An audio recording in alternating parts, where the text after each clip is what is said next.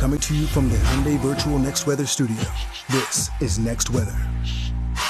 Ooh, and we're waiting for the winds to really kick in tonight, right, Bill? Yeah, they'll be through the overnight hours where it may even wake you up a little bit with them rocking around 40 to 50 miles per hour. Good evening, everyone. We are on Next Weather Alert because of that. Those winds gusting overnight 40 to 55. It's the entire region. We have the wind advisory up. Power outages potentially there, debris on the roads, any travel impacts overnight. That's what we're going to be watching here. And the temperatures are very mild because right now it is a south wind that has kicked up. It's going to switch. Notice the letters are northwest. Overnight, the winds go from the south to the north with the passing of the cold front, and that is what is going to trigger the winds to really start gusting. I mean, here's a forecast between 11 p.m. and 2 a.m. That's when it's going to likely be the windiest. It's going to be breezy, if not windy, all of the other time frames.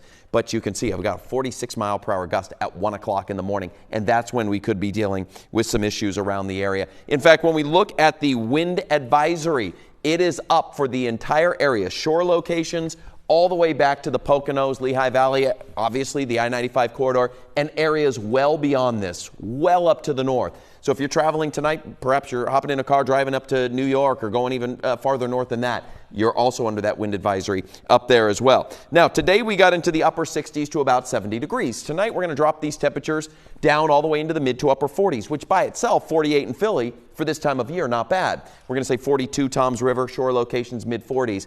But with that breeze tomorrow morning, that won't be 40 or 50, but it will be in the 20 to 25 mile per hour gust. These numbers will feel cooler than that. Then as we look at our high temperatures tomorrow, again, it's a cold front, and those northerly winds going to usher in mid-50s there for the shore locations. Millville at 57 degrees. We're going to go in the mid-50s as well, mid to upper 50s for the I-95 corridor. And notice the blue behind here. We got some cooler air up to the north, so we got 43 for Mount Pocono tomorrow, 53 for Allentown.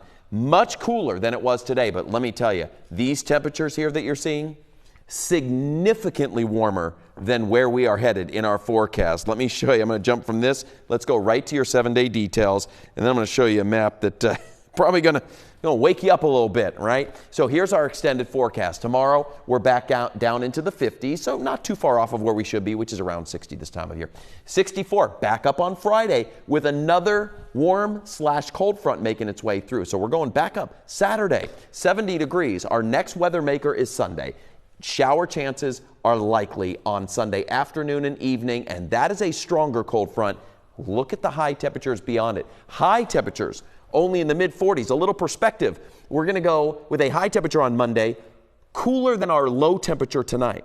But there's more than that. So let's walk on over here. I'm going to drop this out, and I want to show you what our forecast wind chill is going to be. Because the lows themselves will likely get down into the 30s in many locations.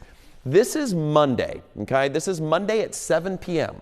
The wind chill into the 30s. We get into late Monday night. Now the wind chill is at or below freezing. Check out these numbers out the door Tuesday morning with a wind down in maybe 20 mile per hour range and temperatures near freezing.